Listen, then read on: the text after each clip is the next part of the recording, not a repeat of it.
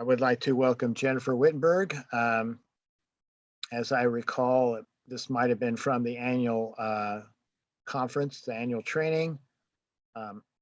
She provided an opportunity to me. I heard some information I thought was really great. I believe our group would benefit highly from her knowledge and I'm grateful for her willingness to be willing to share this knowledge and to prepare for a presentation today.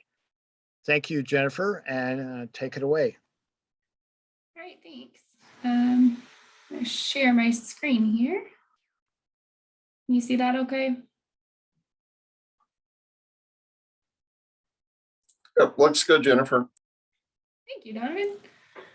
All right, so just so you're aware, I actually have my presentation on a different screen than my camera's on. So if I'm not looking directly at the camera, that's why. So I'll try to glance over at the camera when I can. But first of all, I just wanted to thank Donovan and Mark for this opportunity today to share some information on one of the programs that we have here at the Iowa Waste Reduction Center. And as Mark mentioned, I also wanted to thank Jennifer Collins for coming up with the idea of the Padlet that was presented during the annual training when we were doing our state report outs, which is where Mark had heard the information about our paint tracker program and reached out to me then. So it's kind of hopefully you guys will find it a useful tool. I feel the businesses here in Iowa have used it and are happy with it and are able to use it for record keeping purposes. So I'm Jennifer Wittenberg. I am the program manager for our Iowa Air Emissions Assistance Program. We are located at the Iowa Waste Reduction Center. And I like to know a little bit of information about other programs. And so I thought I'd just share real briefly a little bit about our program so you can kind of get an idea of what we do here in Iowa. So as I said, our AIR program is located within the Iowa Waste Reduction Center. We are located at the University of Northern Iowa, and we are part of our College of Business within the Business and Community Services Department. So it's kind of a big grouping there. There's a picture of our beautiful building here on campus.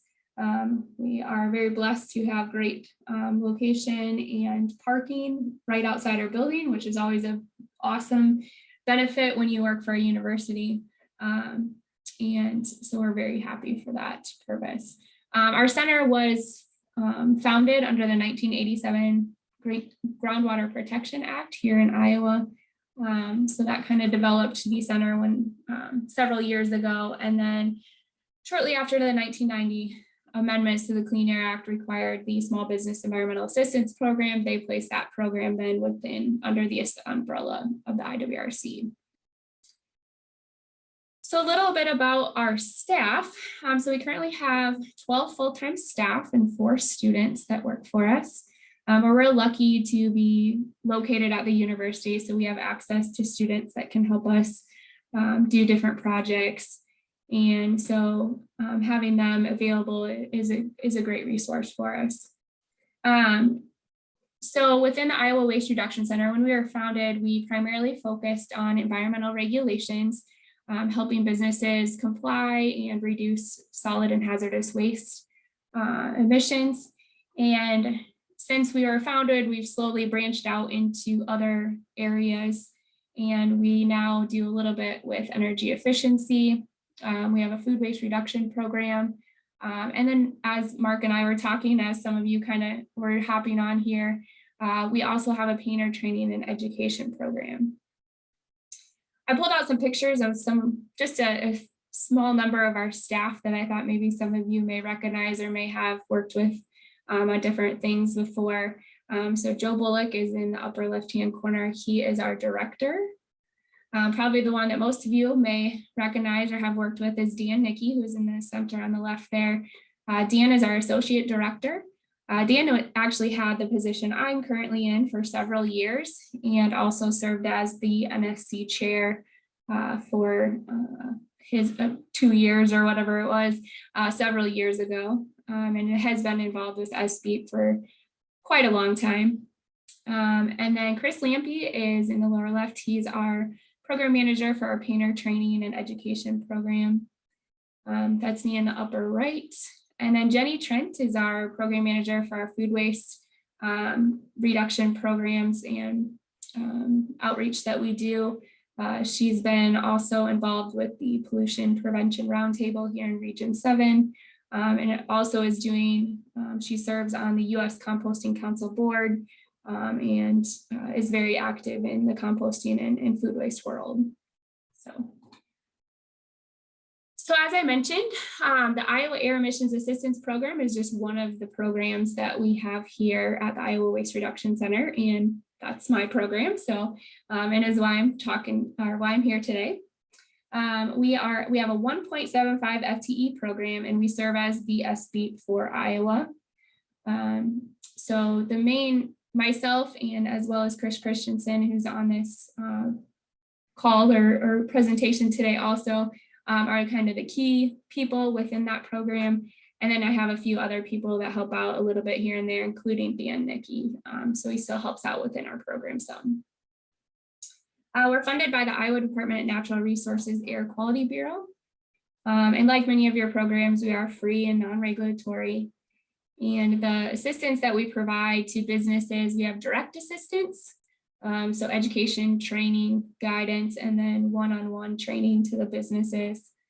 And then one of the reasons I'm talking to you today is we also develop some tools and resources for businesses. So the main areas that we develop or work with businesses on and help develop tools and resources are the minor source emission inventories here in the state. We've developed some calculators and tutorials for businesses to help them through that process. We help with NESHAP applicability and compliance, fact sheets, guides, FAQs. Like many of your states, we have a couple compliance calendars, one for dry cleaners and one for gasoline bulk plants. And then permitting, we help businesses with applicability, looking at any exemptions that may exist for businesses, and then help with record keeping. Developing tools, we developed the Grain PTE program, which is a online web-based program which helps grain elevators calculate their potential to emit, and then they use that information to determine their permitting requirements here in the state of Iowa. And then for record keeping, we've developed just simple 12-month rolling logs via Excel, and have also worked on developing our paint tracker program, which is one of the programs, or which is the program that I'm going to talk to you more about. So paint tracker, it started way back in 2007.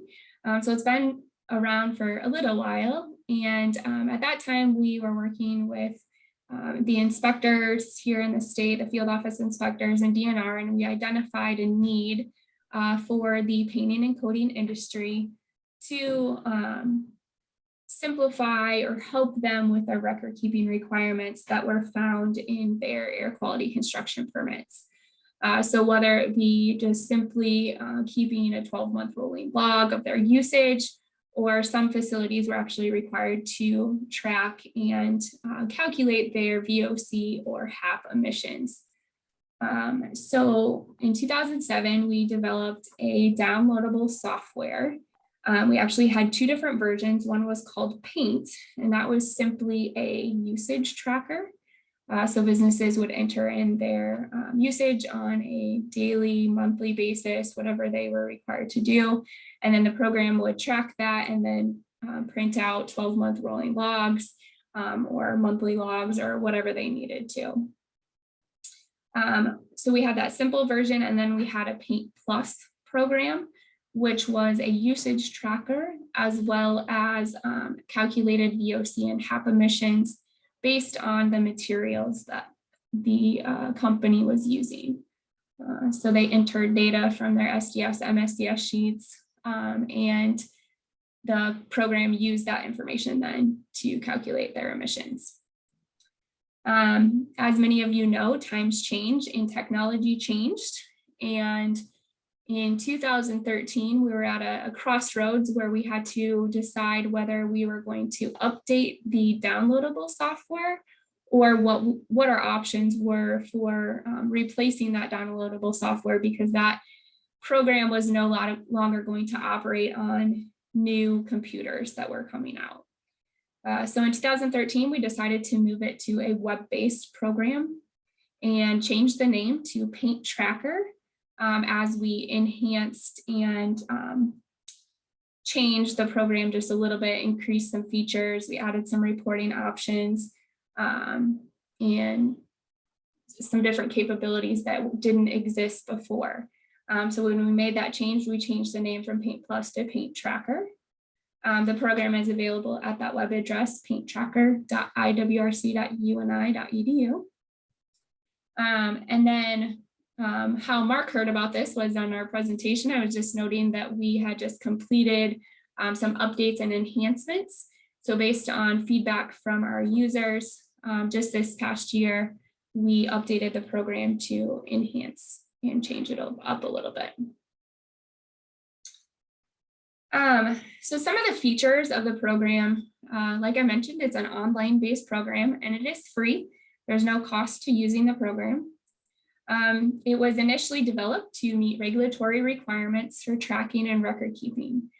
So within our air quality construction permits here in Iowa, which I'm sure is similar to other states, have monitoring and record keeping requirements, whether it be just simply tracking usage or calculating emissions. And facilities were struggling with that. And so we developed this program to help meet that need. The facilities have the ability to enter data for multiple locations or multiple facilities, as well as multiple emission units or paint booths within one facility. So if a facility has multiple paint booths, they are able to track emissions and calculate usages separately if they choose, or they can track emissions facility-wide. So I will show that to you here in a minute. Program maintains all the records in one easy to use location, which is really nice. Before, when it was downloaded onto a computer, the facility had to use that specific computer and hope that that didn't crash or they had backed up their database. Otherwise, they were out of luck with retrieving their records. So, and there are multiple report options. I'll real briefly cover these because I'm going to go through the program here shortly. But the reporting options are different things that companies can print from the program include a product information report. This is just simply the information that would come from the SDS or MSDS sheets that the facility would enter from their products that they're using. So one of the permit requirements that some facilities have is to be able to produce the VOC and or HAP contents of all the products that they're using. Instead of handing an inspector a binder full of SDS or MSDS sheets, they could simply print out a PDF report from this program, and it would have that information all summarized within that. That also has the ability to print multiple usage reports. There's daily usage reports, product total usage reports, which are helpful for the emissions inventory, and then also monthly totals that can be used, and that report can be used to help them or to run the 12-month rolling logs facilities need. There's also emission reports that calculate their VOC, PM, and HAP emissions. And then finally, a compliance report that looks at the facilities permit limits that were entered and compares them to what they're actually emitting or what their actual usages are. All these reports are available on a unit-specific basis, so they could choose a specific paint booth to run the report for, or they are also available on a facility-wide basis. So at this time, I'm going to walk through Paint Tracker. I'm going to pause just for a second and see if anybody has any questions before I start that part of it. So Donovan or Mark, if anybody has anything, let me know. Haven't seen any in the chat, so all's good so far. All right, great. Okay, are you able, Donovan, are you able to see my paint tracker screen now? Yes. Perfect, thank you. Okay, so this is our paint tracker program. It's available online, like I mentioned. Don't look at the web address right now because I'm using our test site right now because it's, I need to have some actual data so I could show you guys some reports. I don't really have data in my account, my personal account. So I had to borrow some data from another facility. So we moved it to our test site so I didn't mess up anybody's actual data. So anyway, this is what it looks like when you would go to the homepage of Paint Tracker. If you are new to the program, just wanted to sign up, you would go ahead and click on the register or login button. If it was your returning, same button.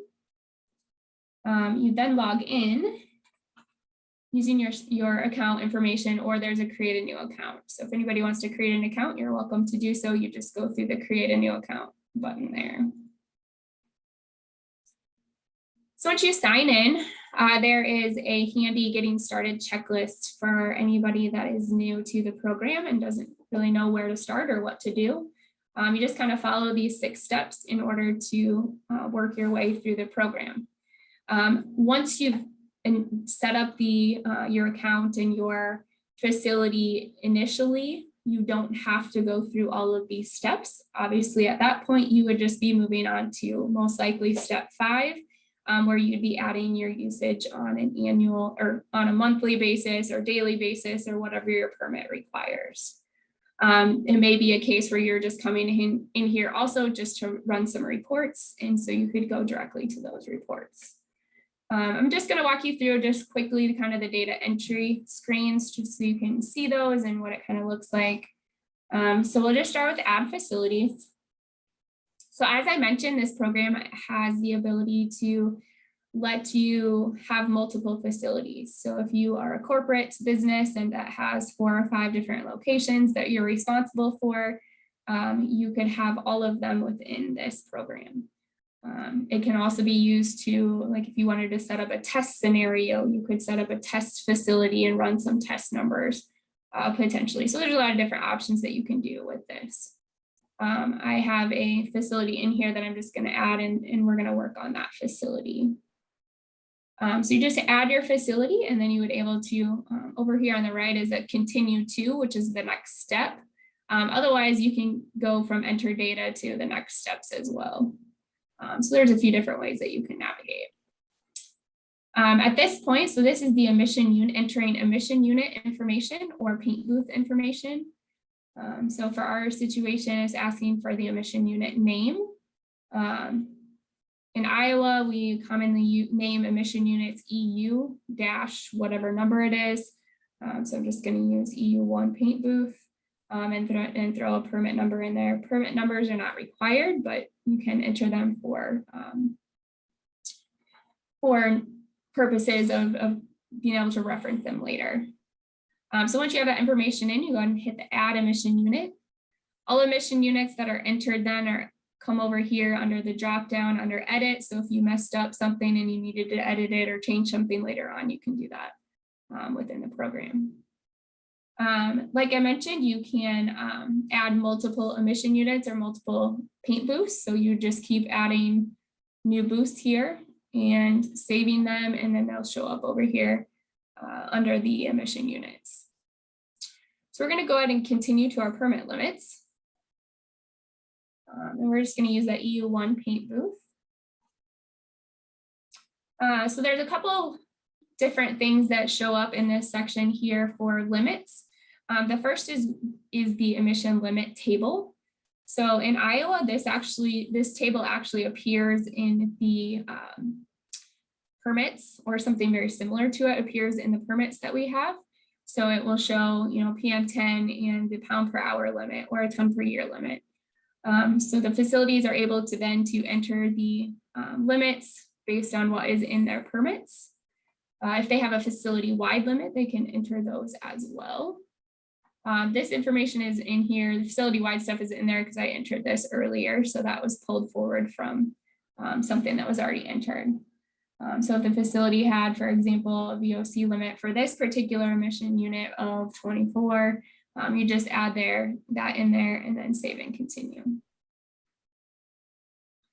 The next set of limits that are entered are our operating limits. So this would be a place where the facility could add usage limits, or if their permit limited them to VOC or HAP content limits, that could be added as well.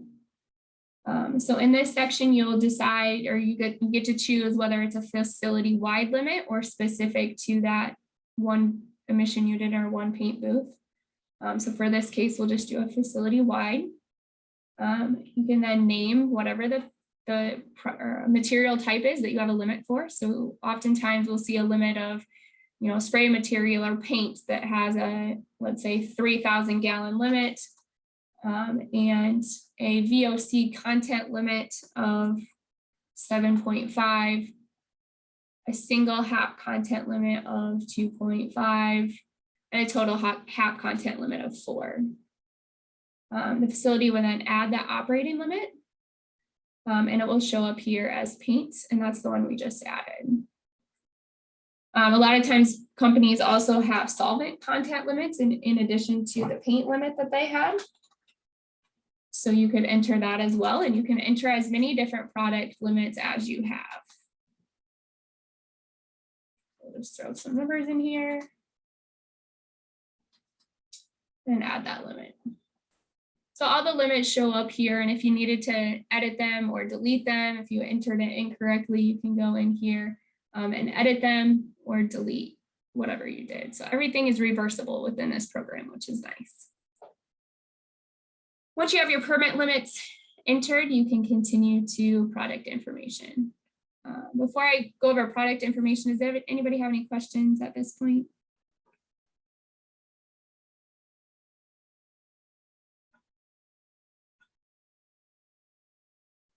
All right, good deal. So product information, this is the point where a facility would enter the products that they are spraying in their spray booth. So they would need safety data sheets, technical data sheets, whatever product data sheets that would have the information that is required on here. This is probably the section that businesses need the most help with. And so this is when we try to step in and maybe even do this data entry for them if needed, or help guide them through and answer questions on this. So in this section, they would first enter in a name of a product. It can be whatever name they choose. So however they reference it in their system, whether it be the product ID or the product name. They'll need a material weight. If the material weight is not found on the SDS, we do have a convert tool that allows businesses to enter a specific gravity if that is shown, and then it will convert the product weight for them. Material VOC content of that product on the SDS sheet. Sometimes they're shown in percentages, so we did throw in a conversion tool for that. That a business could use that, otherwise they can enter that data. As maybe some of you guys know, solids contents are probably the hardest piece of information to sometimes find on a safety data sheet. And so we do have an assumption option within the solids content that everything that is not a VOC would be considered a solid. Of course, this is not a good idea to use with materials that contain water or exempt solvents, but they can use this conversion tool then to guesstimate that solids content if it's unknown. The information that's entered here can be entered as, it's up to the facility how they want to enter it. So they could enter it as purchased, so each individual product, or if they have a 2-component product that they want to enter the information as sprayed, that would be up to them to make that determination, or potentially how their permit is written and what the conditions are within that. So if it says that they must track their usage as purchased, then obviously that would sway that decision. If it says as sprayed, then that would be the option that they would need to choose for that. So it's kind of leaves a little bit up to the facility here as far as how they enter this information.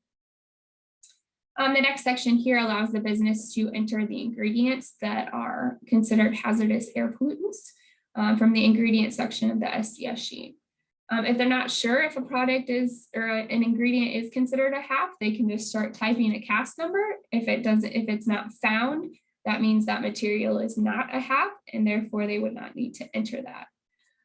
If, however, they start typing it and realize that the ingredient is in fact a HAP, they would choose it from the drop down, add the percentage, and then add the HAP down below. They would keep doing this then until they had all of their ingredients accounted for or all their HAPs entered in. Then once that is completed, then they would be able to add that product into their system. There is an option, I'm sure as some of you guys know, xylene has multiple isomers. So if they were to choose that option, there is a warning here that says isomers of xylene should be entered as just 133020-7, which is xylene. So that's how this program handles that particular situation. You'll also notice down here, there is an option to archive the product. This was just an enhancement that was added this year, which allows businesses to, if they check that box, this particular product then would be removed from the product information report. So showing that they're no longer using that. It would also be removed from the drop down for the usage menu, which you'll see here in just a second. This was a great feature to add because it helps facilities that are no longer using a product and don't want it to show up in their potentially in their long list of products that they're using. So once you have all the information in there, you click on add product and it will show up over here in the drop down. So if something changes in the future, you can go back and edit any of the information that was included. There is an option to delete the product. We discourage businesses from doing that as it's part of the historical record. And I believe actually the program will not allow them to delete the product if there are usages tied to that product, because then it will mess up the calculations from historical records. Any questions on product information?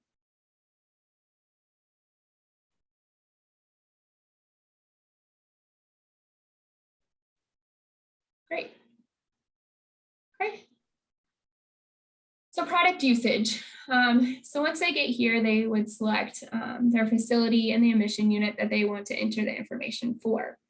If they have a facility-wide limit and are only required to track on a facility-wide basis, they probably want to always choose the same emission unit that they're entering data under, although that's not necessarily required.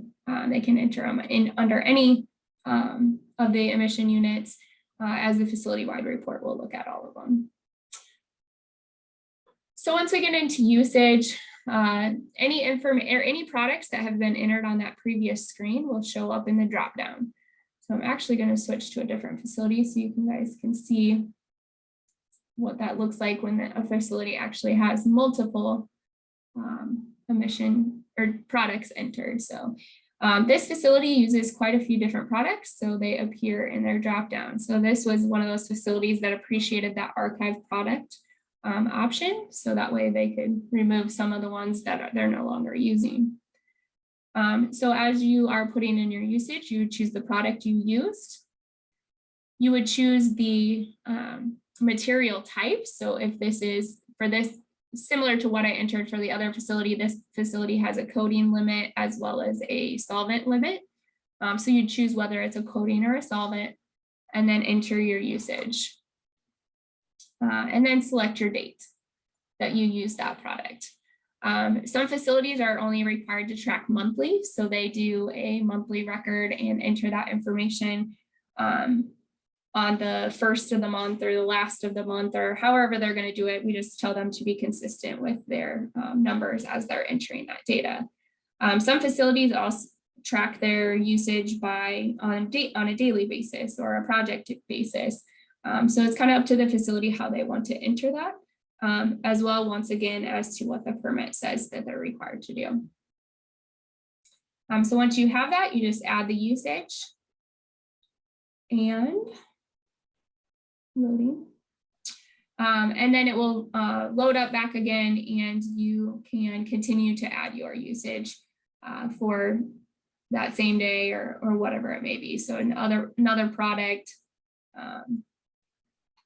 and continue to go through that process until you've had all your usage entered. So as I mentioned, the first few steps, so setting up your facility information, emission unit information, the product information, that's pretty much a once and done type of thing. Obviously, if you get new products at your facility, you would need to enter those into the product information. But otherwise, when a facility comes in here, once they've already had that set up, they would just simply go to the enter data, to their usage, and enter the information into it. So that's kind of the data entry screens. Any questions on data entry into the program?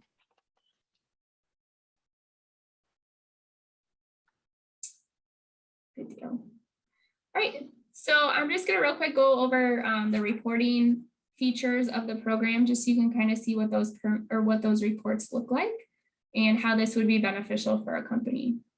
So as I mentioned earlier, some facilities have a requirement to track their products and the VOC contents of those products.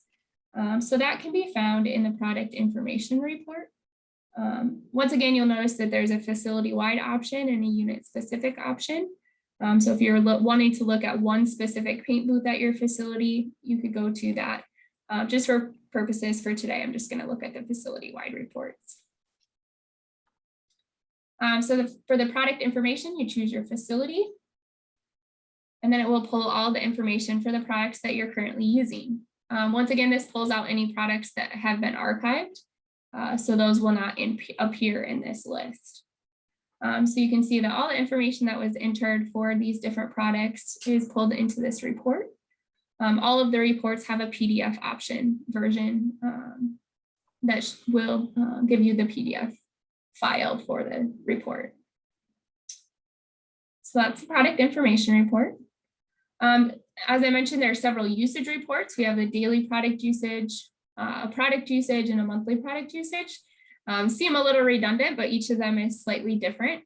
So the daily product usage allows you to choose from a specific date range, and it will pull the information or your usages for that date range, pretty much how you entered it into your usage, into the usage form.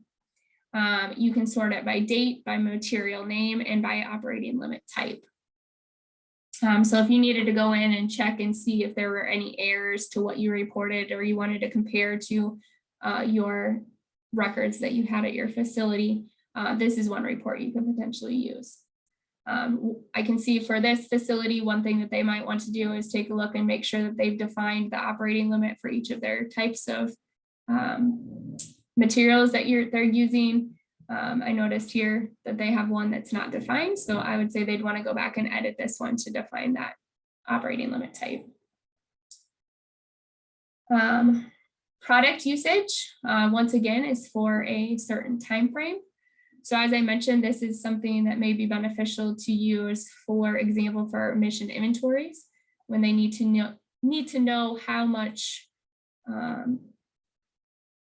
of each product they sprayed during a calendar year. So you can identify a date range, and then it will summarize all of your products and the total number of gallons that were sprayed during that time frame. So that is beneficial for that purpose. The monthly product usage, as you may guess, summarizes it on a monthly basis. So as I mentioned, this may be beneficial, or this could be used for the rolling 12 option. So you could select a 12-month time range and run the report of materials used during that time range. So it will give you your total usage by each month. by each type of material or each limit that you have, and then a summary down at the bottom of totals. The next two reports are emission calculation reports. So once again, you get to select for whatever time range that you want.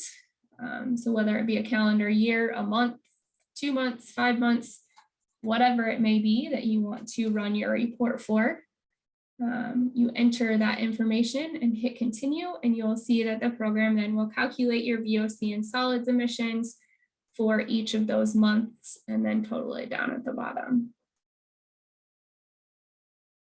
Finally, something very similar, or I guess not quite finally, I have one more report off this, but this report here is a HAP emissions report. So once again, specifying your time range. You get to see your HAP emissions, so individual HAPs for each month. So what those emissions were, the total HAP for the month, and then down towards the bottom, you have a grand total. So your grand total of your total HAPs, and then your total grand totals for each of your individual HAPs for that time frame that you specified. And then the final report, which is beneficial for in the event of inspection or to make sure that you are ready for an inspection or have all your ducks in a row. This report automatically pulls a 12-month range. So you enter the date that you want, the last month of the 12-month that you want to enter. So for example, if you enter December, it will pull January to December. This control efficiency and transfer efficiency is not required, but if you wanted to calculate your PM emissions, then that's an option there. So you can see here, this pulls the facility emission limits and operating limits that were previously entered into these tables, and it shows the limit and then what they're actually at for emissions for their tons per year. And then for their operating limits, you have the limits and then what their actual, where they're actually at. So you can see for this facility, they have a limit of 460 gallons of solvents. They sprayed 215 gallons for this time frame. VOC content limit of 8.5, their highest solvent product that they're using has a content of 8.010, and so forth there.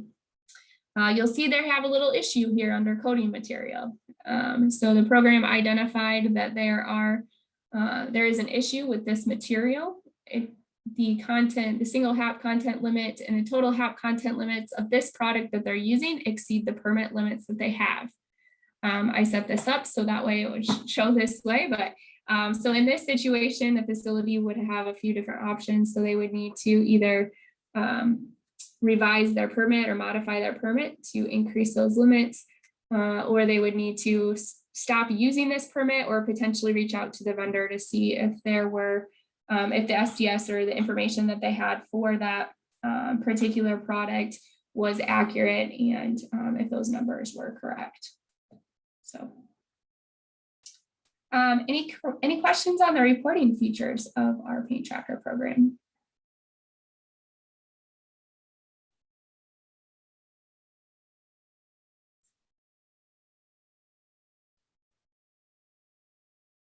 Alrighty.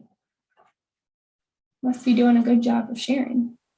Oh, we did have a question come up, Jennifer. Yeah. In addition to tracking coatings and solvents, can facilities also track adhesive usage? Yes, they can.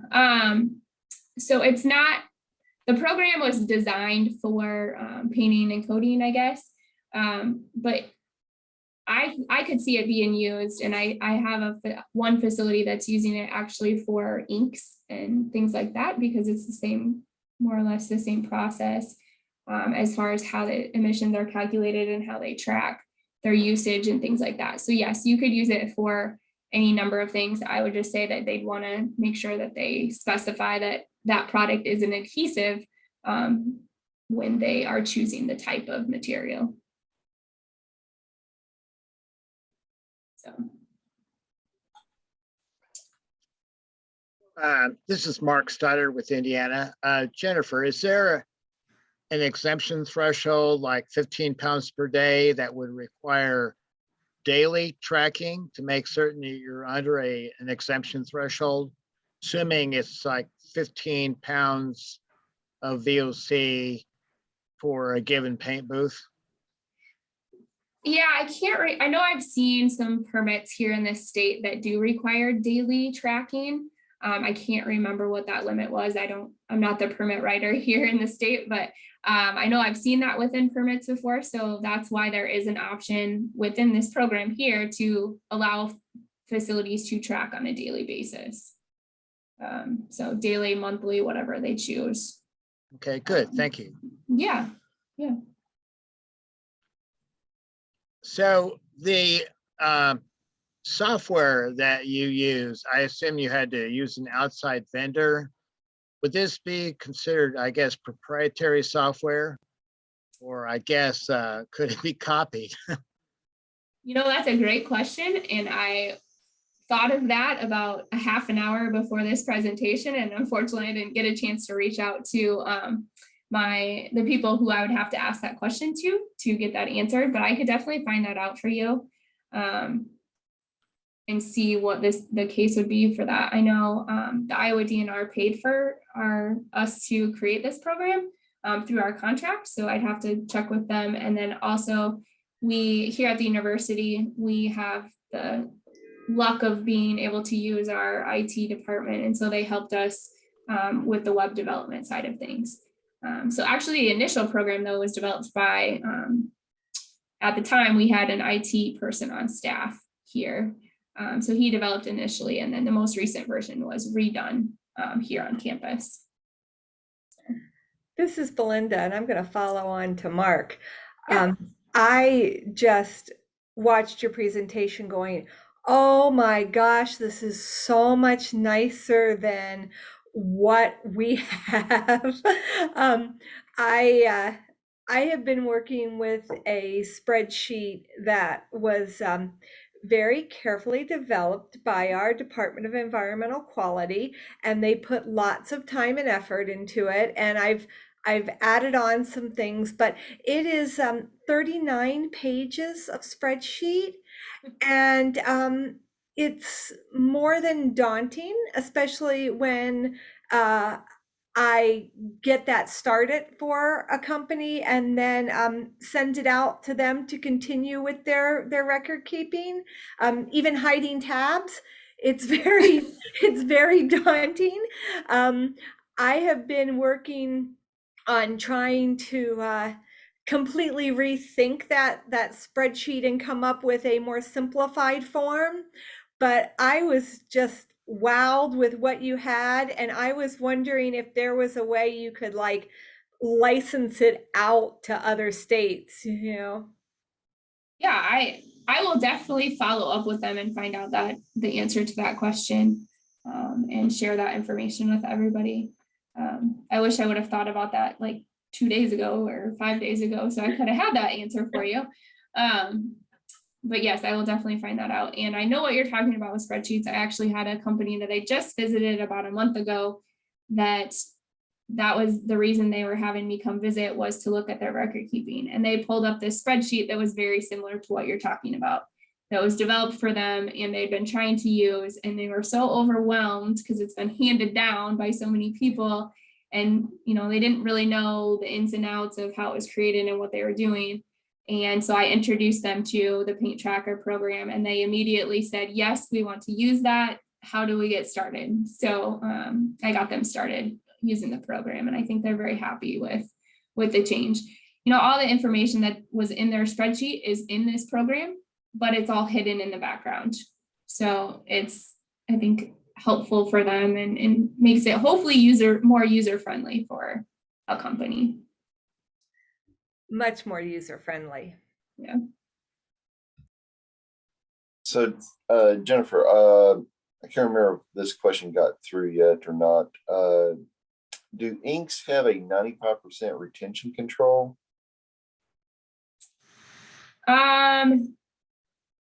Don't believe so. So if I recall, and somebody else, if you guys have information on this, feel free to jump into.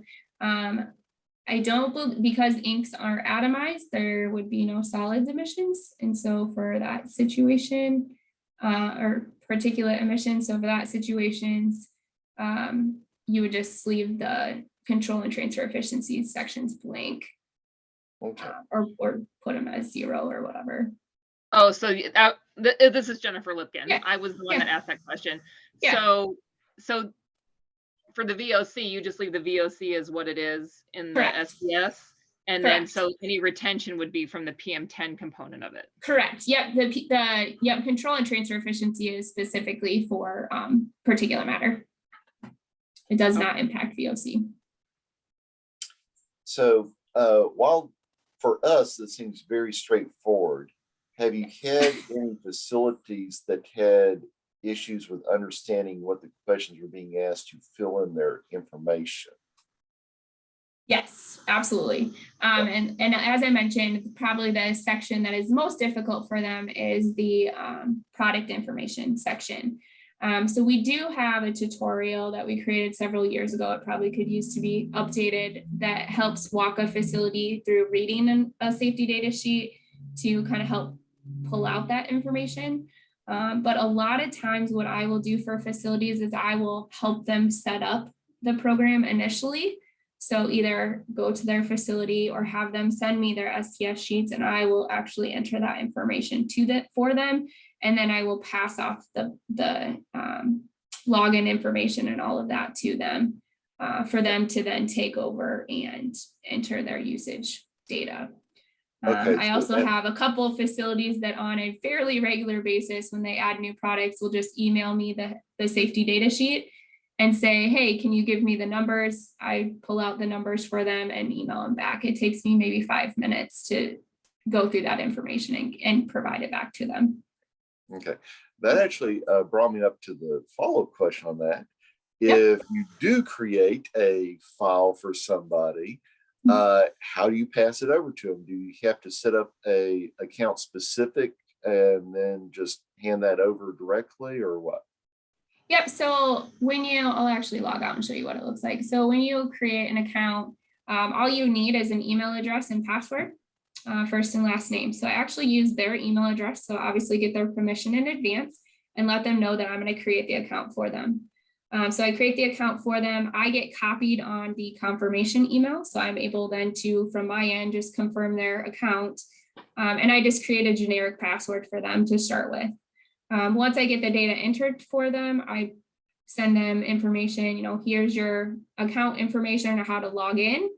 And then once they're logged in, let's see, I'll go back to mine. There's a place where they can go to, there's a place where they can go and change their password, or they can actually click the forgot password. They'll get an email and change their password. Also, once they're logged in, there's a place that they could change an email address if they wanted to change the contact information. So if I started it under a different email, they could change it there too. Okay. Well, I definitely like how the graphical interface has changed. I actually do have an account with the paint tracker from over 10 years ago. So it's definitely good to see how it's changed over time. Awesome. Yeah, so that's the paint tracker part. I also just briefly wanted to mention a couple other things related to paint that might be of interest to some company or some of you guys. I know Mark and Donovan both were able to participate in some painter training that we had done several years ago through an EPA grant. We still are offering military and industrial painter training. These are for fee services. Right now, those are primarily focused on military training just because of the contracts that we have with the military. We have it's called STAR 4D, Spray Technique Analysis and Research for defense is what that stands for. But basically we train all of military painters on spray efficiency and technique using their specialized CARC coding that they have. And also we do some industrial training for businesses, and this extends outside of Iowa. So I know recently we just were up in Minnesota doing a training at a company, but that includes classroom training, virtual reality training, which has now evolved into a 3D training, virtual reality, which is really cool. And then there's also in-booth training that they do through that program. And then lastly, which I've heard this question asked several different times, as far as, are there trainings available to comply with the 6H NESHAP?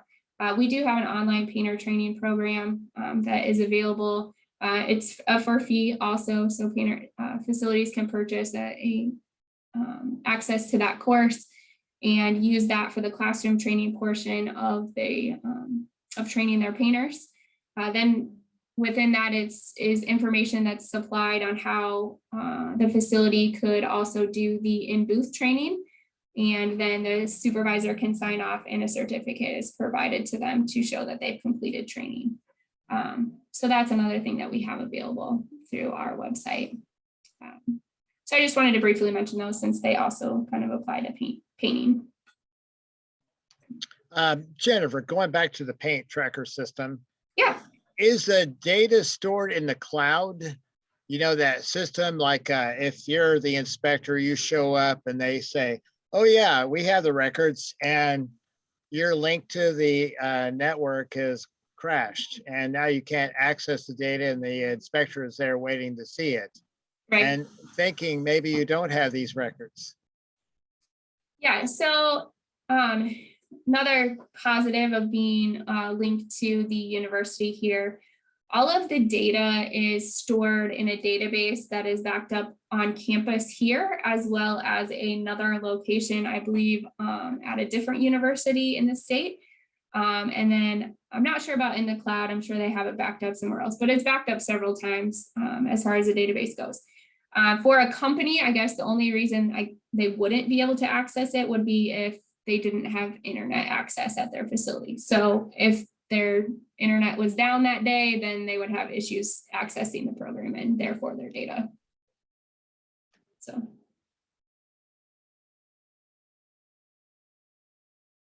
Hey, Jennifer, it's Tony. Can you tell us about all your costs, whatever you can? Well, first off, do you still have the 2 lasers that help painters get the right distance to part? We do not. The laser paints have been retired, so those are no longer being used. Okay, and how about the virtual 3D and the online painter training? How much does all that cost? Yeah, so our virtual reality was actually created through our center, and then it about, what has it been, 4 or 5 years ago, we had one of our employees who actually took that technology and has his own company now. So he has all of the virtual reality products through his company. And Tony, I can share that information with you about his company. We still have a great relationship with him and use the 3D system now in our training and things like that, but I do not know costs as far as that goes. And then for the 6H training, let me just pull up real quick our website so you can kind of see that. So IWRC.uni.edu. If you go to IWRC online painter training, you can see the information on what that's included, and that's $99.95 per person to go through the painter training program. Is that per painter or per company? Per painter. Okay. Yep, because they'll get each their own certificate for completing it. This is Belinda, and I want to jump in there, Tony, and tell you that so here in Idaho, the Department of Environmental Quality had brought someone in from the Pacific Northwest Pollution Prevention Resource Council, too big of an acronym, and pre-pandemic, their laser-based system was definitely struggling. You know, it had reached kind of the end of its life, as Jennifer had mentioned. They just went out this last month and put on a couple courses, but they solved their problem of the outdated equipment by going to community colleges that had auto body courses and then used all of their virtual reality. And they said it just worked so smoothly that way, you know, borrowing the tech. Yep. Yeah, I think there's quite a few. I mean, there's quite a few places around that have the virtual reality systems. I don't know what they are anymore, but I know there are several places that had purchased them in the past. Yeah, when 6H initially came through, we partnered with a lot of community colleges here in Tennessee to offer the hands-on training.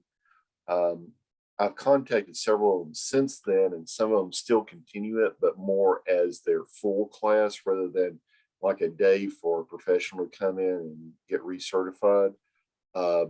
But since it is part of their regular curriculum, I can certainly see a group, association especially, coming in and maybe being able to talk to them. When the first round of recertification came through, I was working with our Tennessee Collision Repairs Association, and they started setting up an online class and probably also offered how to get the hands-on training. The Iowa Waste Reduction Center has, the Spray It Right has certainly been one of the programs we've maintained linked on ours to like where you can get the online training, as well as the National SB website. Yeah, and just to make sure it's clear, Spray It Right, we just renamed online painter training, so it's the same thing. We just upgraded it here recently. So.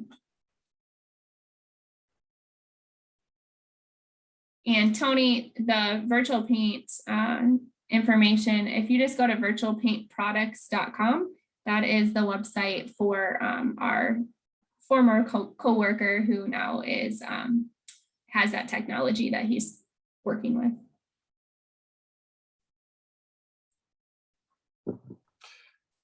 All right. Well, thank you, Jennifer, and everybody else for a really great discussion on this and showing off at least one of the premier paint trackers that one of our state programs has, at least that I'm aware of. I know I've certainly referred several people like, hey, if this is becoming an issue, go use this. I haven't in a while, and I probably should more.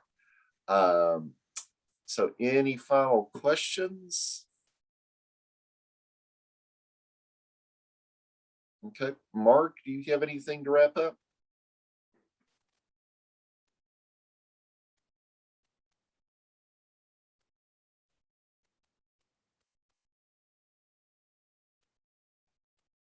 You missed it. So anyways, thank you all again, and we will wrap up for today.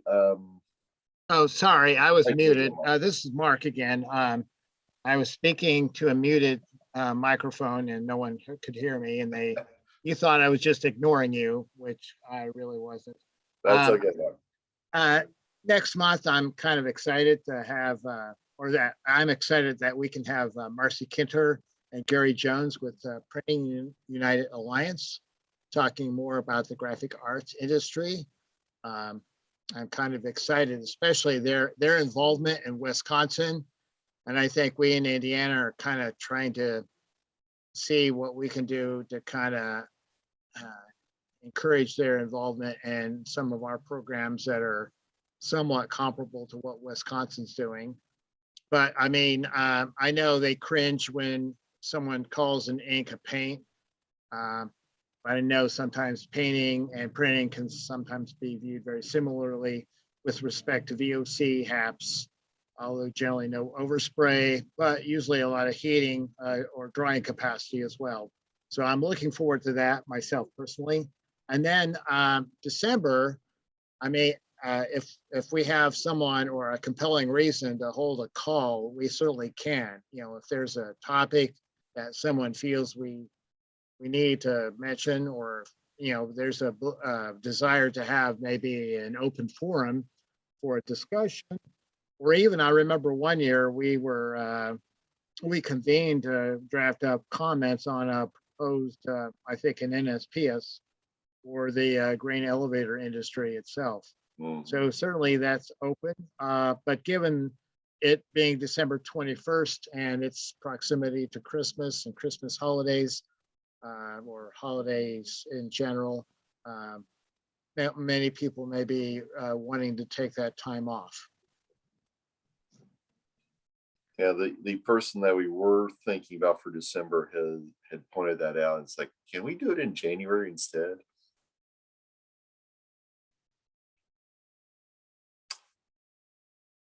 Mark, why don't we send out a poll on that to see what people here on the technical group would like, whether we have like an open forum or just cancel the December call. Yes, could you put that together? Yes, I can. Okay, thank you. And I thank everyone for taking time to tune in today. I thank Jennifer for the willingness and the time she's taken to present and answer questions. And I think it's a great product. And I think a lot of people could readily benefit from it. And I know record keeping and reporting are an issue with many businesses, as well as causing state regulatory entities to pull their hair simply because people aren't doing the reports, or they don't seem to be taking the responsibility of keeping records seriously.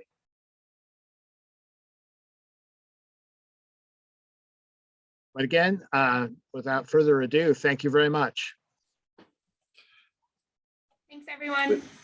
See y'all next month.